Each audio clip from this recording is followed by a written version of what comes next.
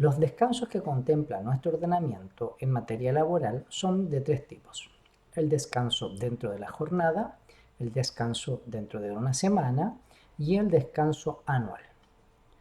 Al respecto, el artículo 34 del Código del Trabajo nos entrega la regla general de la interrupción dentro de la jornada de trabajo, estableciendo que ésta se dividirá en dos partes, dejando entre ellas a lo menos media hora para la colación. Ello significa que las partes podrían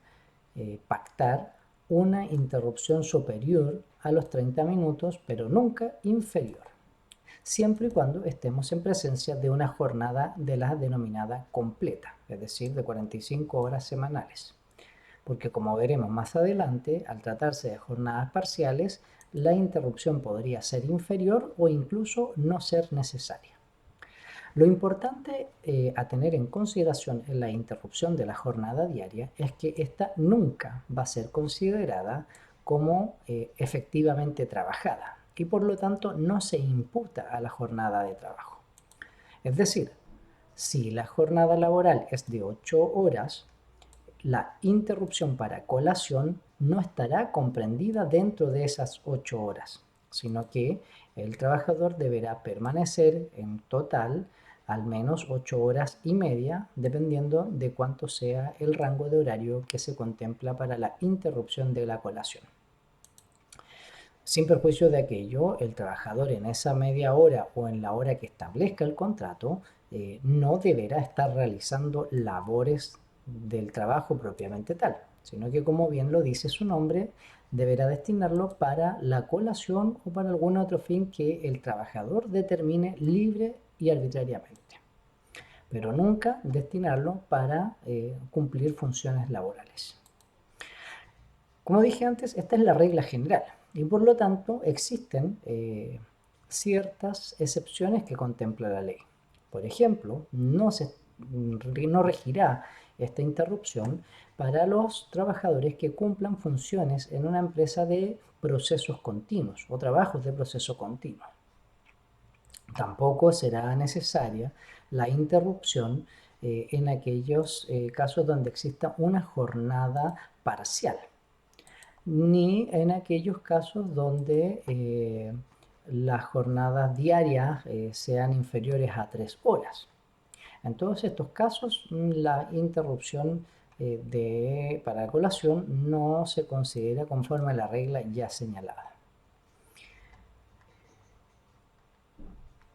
De igual forma, no rige esta interrupción para colación en aquellos trabajadores sujetos a algún tipo de jornada especial, como por ejemplo, los trabajadores sujetos a jornada ordinaria mayores de 60 horas semanales, en cuyo caso la regla es que estos trabajadores no podrán permanecer más de 12 horas diarias en el lugar de trabajo y tendrán dentro de esta jornada un descanso no inferior a una hora, y en este caso sí es imputable esa interrupción a la jornada de trabajo. Situación especial también ocurre con los trabajadores de casa particular, trabajadores agrícolas, choferes y auxiliares de la locomoción colectiva interurbana, trabajadores de transporte urbano colectivo de pasajeros, choferes de vehículos de carga terrestre, entre otros que contempla nuestro ordenamiento jurídico.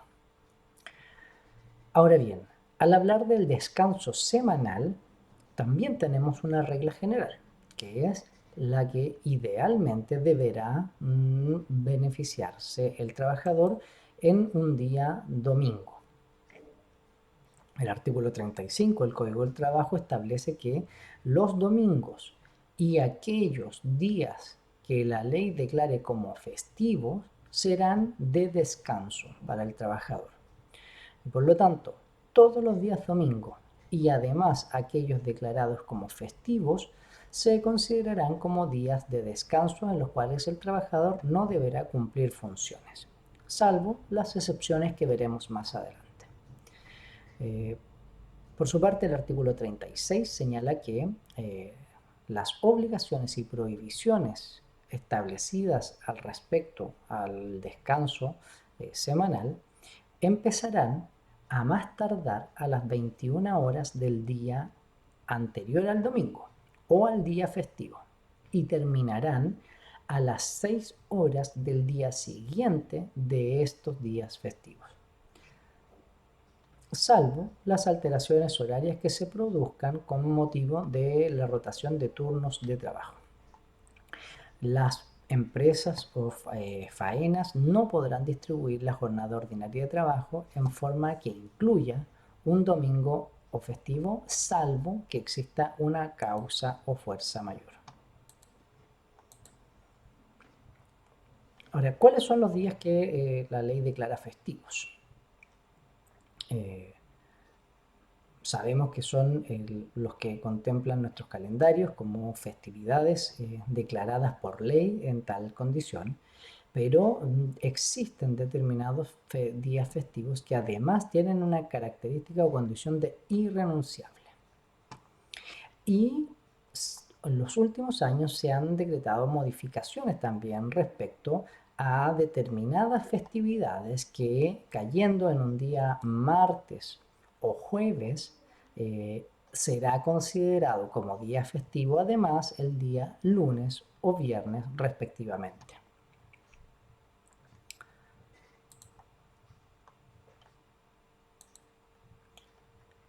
¿Cuáles son las labores que se encuentran exceptuadas de esta regla del descanso dominical? Al respecto, el legislador estableció algunas excepciones a este descanso semanal en consideración a determinadas circunstancias que se encuentran enumeradas en el artículo 38 del Código del Trabajo. Esta norma establece que se exceptúan a la regla general del descanso semanal los trabajadores que se desempeñen en las siguientes actividades. Primero, faenas destinadas a reparar deterioros causados por fuerza mayor o caso fortuito, siempre y cuando estas labores resulten impostergables para el buen funcionamiento de la empresa. También se encuentran excluidas las explotaciones, labores o servicios que exigen continuidad por la naturaleza de sus procesos,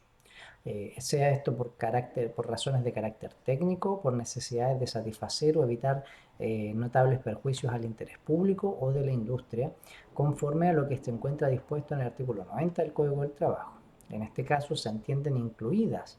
en este número las labores agrícolas de riesgo y aquellas que se realizan en las épocas de siembra o de cosecha. Se encuentran exceptuados también de esta regla general de descanso semanal las obras o labores que por su naturaleza no puedan ejecutarse sino en determinadas estaciones o periodos de tiempo. También los trabajos necesarios e impostergables para la buena marcha de la empresa, las labores que se realizan a bordo de naves, las faenas portuarias y los establecimientos de comercio y de servicio que atiendan directamente al público respecto de los trabajadores que realizan dicha atención de público, según las modalidades del respectivo establecimiento. Sin perjuicio de esto, no será aplicable la excepción a los trabajadores de centros o complejos comerciales que son administrados bajo una misma razón social o personalidad jurídica en lo relativo al feriado legal establecido para el día que se fije las elecciones y plebiscitos para las elecciones municipales. Tampoco están afectos a esta jornada o a este descanso semanal los que realizan labores deportivas de forma profesional y trabajadores que se desempeñen en las labores conexas al deporte. En todos estos casos, las empresas que ya se han mencionado como exceptuadas de cumplir el descanso semanal podrán distribuir la jornada normal de trabajo de tal forma que incluya la jornada laboral los días domingos y festivos, siempre y cuando se trate de aquellos días festivos que no sean declarados como irrenunciables.